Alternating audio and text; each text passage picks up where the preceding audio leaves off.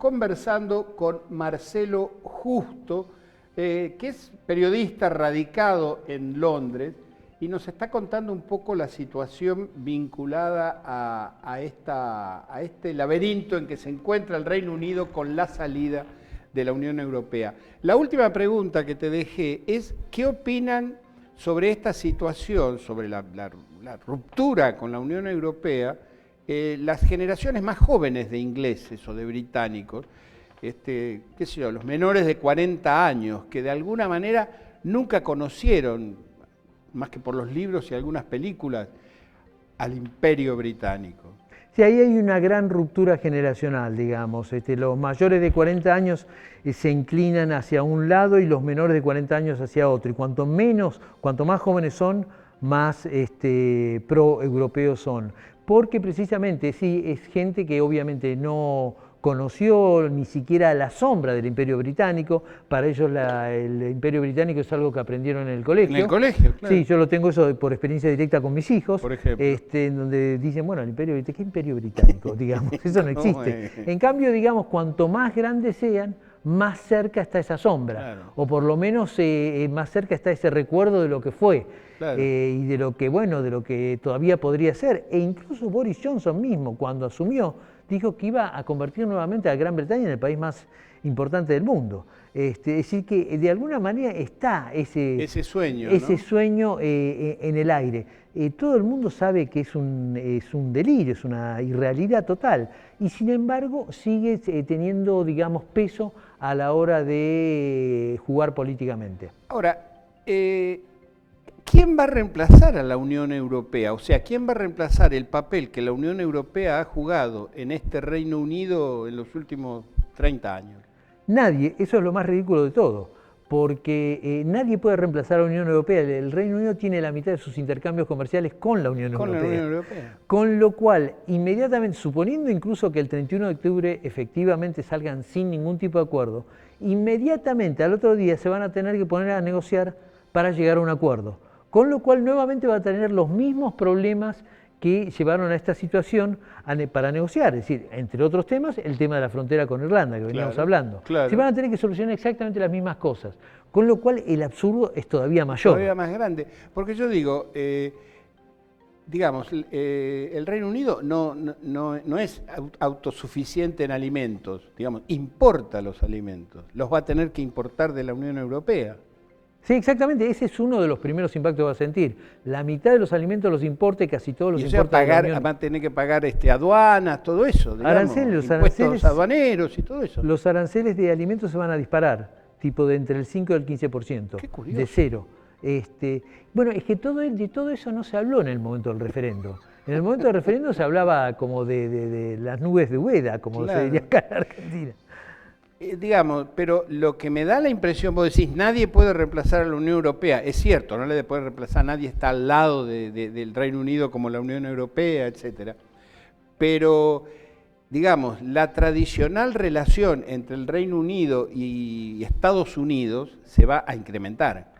Se va a incrementar en teoría, digamos, pero no hay tanto campo para incrementarse. Tampoco hay mucho. Claro, porque en realidad ya tienen una relación de libre comercio, salvo en algunos sectores. Y en esos sectores hay una fuerte resistencia en el Reino Unido mismo para que haya una injerencia estadounidense. Sector típico de esto, el Servicio Nacional de Salud, que es absolutamente estatal, y que el pánico que existe y que es una de las banderas, caballito de batalla del líder del laborismo, Jeremy Corbyn, es que precisamente todo esto es para llegar a un acuerdo con Estados Unidos en el cual va a estar sobre la mesa el Servicio Nacional de Salud y que se va a terminar privatizando a la manera estadounidense, que para el Reino Unido es algo que les produce terror. Es el infierno. Es el infierno, es el infierno. Che, ¿y el Partido Laborista? ¿Cómo es Jeremy Corbyn?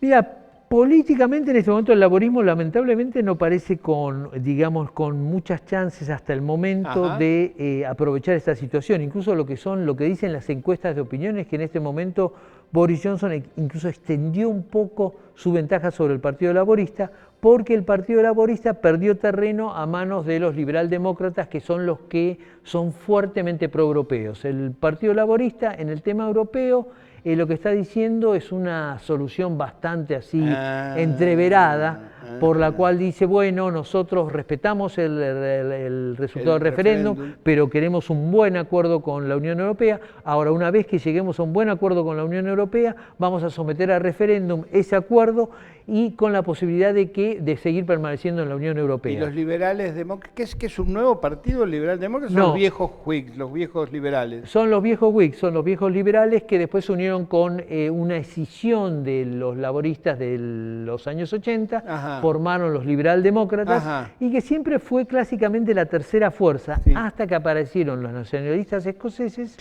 y hasta que ellos formaron un gobierno de coalición con los conservadores en 2010 y llevaron adelante un programa de austeridad así feroz. Entonces ahí perdieron muchísimo, digamos, apoyo popular. Ahora lo están ganando, curiosamente, con el tema europeo. Con el tema europeo, o sea, hay una grieta, por lo que me contás, en el Reino Unido, verdaderamente. O sea, hay dos bloques casi simétricos, a favor y en contra de la Unión Europea. No, y es una grieta que no se va a solucionar por muchos años.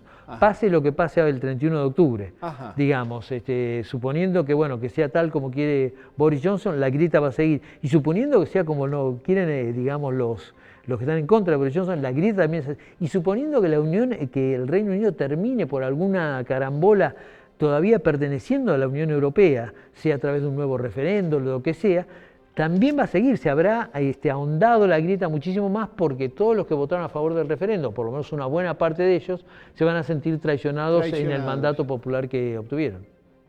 ¿Qué situación? Es un laberinto, o sea, no... Es un laberinto del que salieron, de que van a salir perdiendo, no hay se pierde, uno pierde y el otro gana. Todas las opciones pierden. Porque da la sensación que en este grado del desarrollo de la Unión Europea y del capitalismo en Europa Occidental, aislarse de eso lo tiende a convertir en un país del tercer mundo al Reino Unido. Sí, y bueno, y lo aísla de su centro natural, digamos. Y además, bueno, está nuevamente, está el sector productivo, pero también está el sector financiero, y el sector financiero que ha sido una fuente de negocios y de recaudación impositiva, aunque muchos lo critican así fundamentalmente, porque también es una fuente de mucho negocio ilícito y de la gran fuga de digamos, evasión fiscal, etcétera, etcétera. Pero de todas maneras, ese sector financiero ha sido muy importante durante mucho tiempo para el Reino Unido. Ahora corre peligro a manos de Frankfurt, a manos de París, incluso Madrid quiere sacar porciones de ese negocio, es decir, están todos ahí un poco a la expectativa. Y yo digo una cosa, ¿a la Argentina le significa algo esto? Bueno, hay una situación que políticamente que es un poco, puede ser, diría que hay dos cosas. Están las Islas Malvinas por un lado, y está por el otro lado lo que Argentina podría conseguir, por ejemplo, con el Reino Unido, y si el Reino Unido saliera de la Unión Europea, a nivel de Tratado de Libre Comercio, si es que le interesara. Con Macri seguramente le hubiera interesado. Con un nuevo gobierno cambia la ecuación, puede cambiar la ecuación política.